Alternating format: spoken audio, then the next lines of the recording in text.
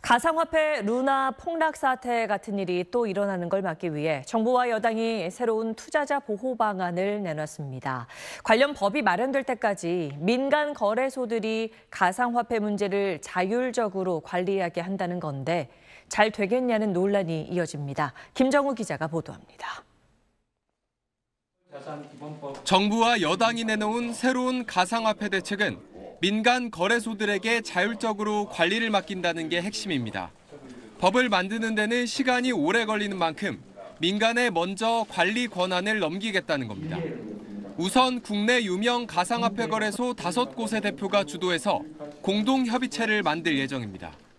여기서 어떤 가상화폐를 상장하고 폐지할지, 위험 관리는 어떻게 하고 불법 행위는 어떻게 적발할지 함께 논의한다는 겁니다.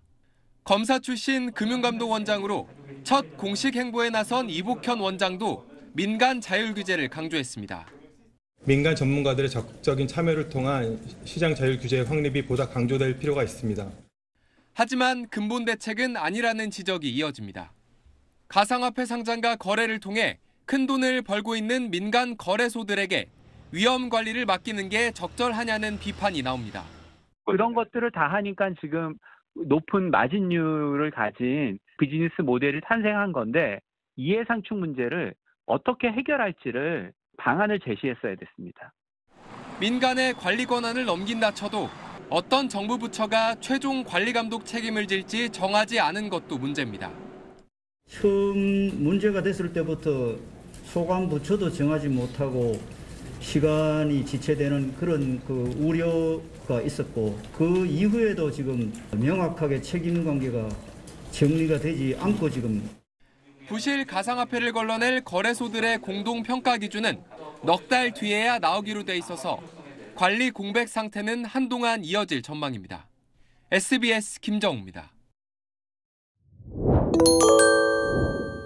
검찰이 루나 코인에 대해 수사에 나섰지만 가상화폐 투자자는 그동안 제대로 보호받지 못했습니다. 가상화폐 회사는 필요에 따라 코인을 찍어냈고 거래소들은 거래 수수료만 챙기다 문제가 되면 퇴출시키곤 했습니다. 지난 1년 새 이렇게 사라진 가상화폐만 100개가 넘습니다. 김정우 기자가 보도합니다. 국내 최대 가상화폐 거래소 업비트의 운영사인 두나무. 지난해 영업이익 3조 2천억 원, 대형 시중은행과 같은 수준입니다. 영업이익률도 무려 88%, 국내 주요 증권사가 10에서 15% 정도를 기록한 것과 비교했을 때 투자 대비 큰 돈을 벌었다고 볼 수 있습니다. 다른 가상화폐 거래소들도 좋은 실적을 거뒀습니다. 투자자들에게 받은 거래 수수료 덕분입니다. 가상화폐는 전적으로 거래소 판단으로 상장 여부가 결정되는 만큼 거래소 역할이 중요합니다. 하지만 이번에 문제가 된 루나코인을 제외하고도 최근 1년 동안 5대 거래소에서 상장 폐지한 코인은 100개가 넘습니다. 특히 업비트는 지난해 6월 하루에만 코인 32개를 무더기로 정리했습니다. 제대로 검증하지 않고 상장했다는 비판을 받는 이유입니다.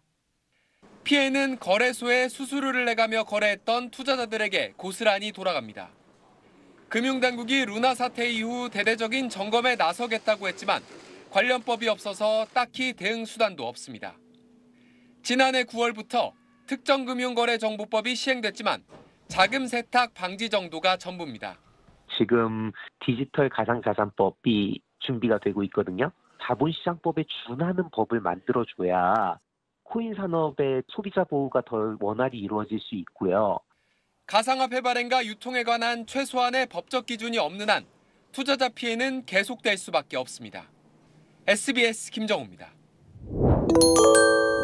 정부가 가상화폐에 대한 규제 방침을 내놓은 이후 거래소들이 일부 가상화폐의 거래를 중단하겠다는 뜻을 밝히고 있습니다.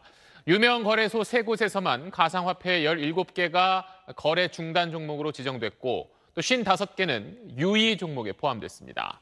이뿐 아니라 올해 9월부터는 거래소 가운데 문을 닫는 곳도 나올 걸로 보이는데 투자자들이 피해를 줄이려면 어떻게 해야 할지 화강윤 기자가 짚어봤습니다. 가상화폐의 원화 거래가 중단되면 투자자들은 보유한 가상화폐를 현금으로 찾을 수 없습니다. 사실상 휴지 조각이 되는 만큼 거래 중단 종목이나 유의 종목에 지정되면 손해를 보더라도 서둘러 현금화하는 것이 피해를 줄이는 방법입니다. 거래소들은 상장 폐지 공지 이후 짧게는 일주일, 길게는 한 달 정도 현금화할 수 있는 시간을 줍니다.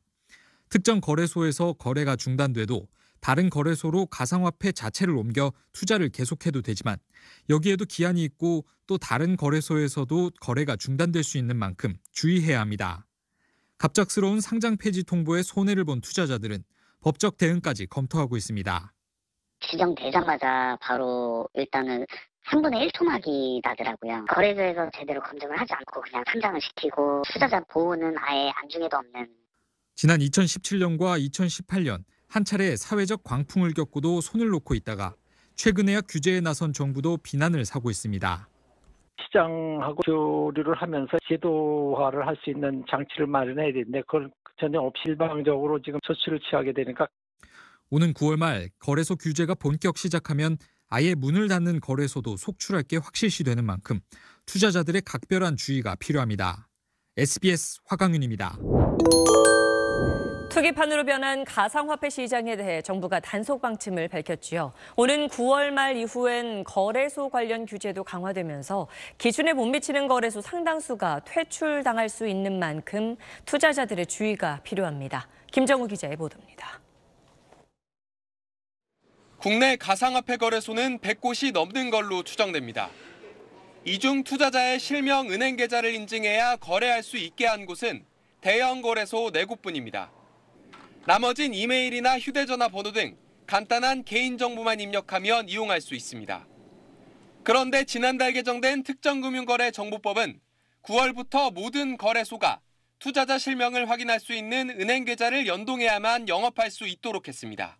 테러 자금을 모집한다든가 아니면 돈 세탁용으로 사용되는 것을 제재할 수 있도록 만들어 놨고 외환 수신과 관련해서 좀 면밀히 보겠다.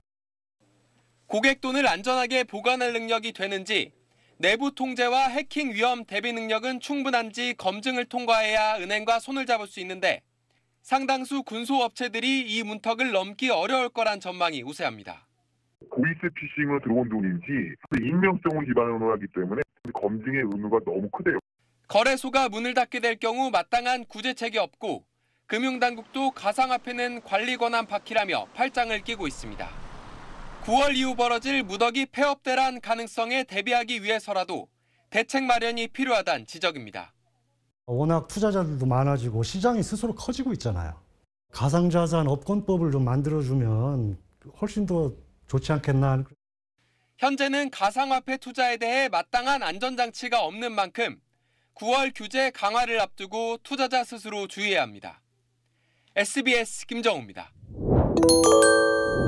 현행 규정상 별다른 규제가 없기 때문에 이런 가상화폐 거래소는 투자 열풍을 타고 계속 늘어나는 추세입니다.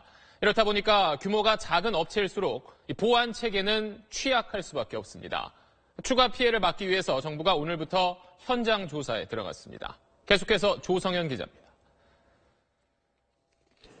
가상화폐 거래소들이 자체 보안망을 갖췄다고 해도 회사 내부 직원 PC가 악성 코드에 감염돼 해킹 통로가 되면 사실상 막을 방법이 없습니다. 내부 직원은 수시로 거래 시스템에 접속하기 때문입니다. 지난 6월 국내 최대 거래소인 빗썸의 3만 명 개인정보 유출 사건도 내부 임원의 PC를 통한 공격이었습니다. 보안 체계를 갖출 여력이 없는 군소거래는 더 심각합니다. 매출 100억 원 혹은 하루 이용자 수 100만 명 이상이면 법에 따라 정보관리 인증을 받아야 하지만 최근에 생긴 거래소들은 규모가 작아 대상에서 제외됩니다. 실제 거래소 10곳에 대한 정부의 긴급조사에선 서버 접근 통제 장치나 개인정보 암호화 조치 등이 미흡한 것으로 확인됐습니다. 보안 시스템과 내부 통제 시스템, 그런 신뢰성을 갖춘 업체들이 그러니까 금융기관 수준으로 할 수 있도록 이렇게 적절한 제한이 좀 가해져야 된다고 봅니다. 사태가 심상치 않자 정부도 규제 후속 조치를 서두르고 있습니다. 공정거래위원회는 오늘부터 빗썸 등 주요 거래소 13곳에 대한 현장 조사에 돌입해 전자상거래법 위반 여부를 확인 중입니다. 다음 달부터는 가상화폐 거래자의 본인 인증 시스템이 가동될 예정이지만 이미 몰아친 가상화폐 광풍 속 취약한 보안 시스템은 자칫 피해자를 양산할 수 있다는 우려를 낳고 있습니다. SBS 조성현입니다.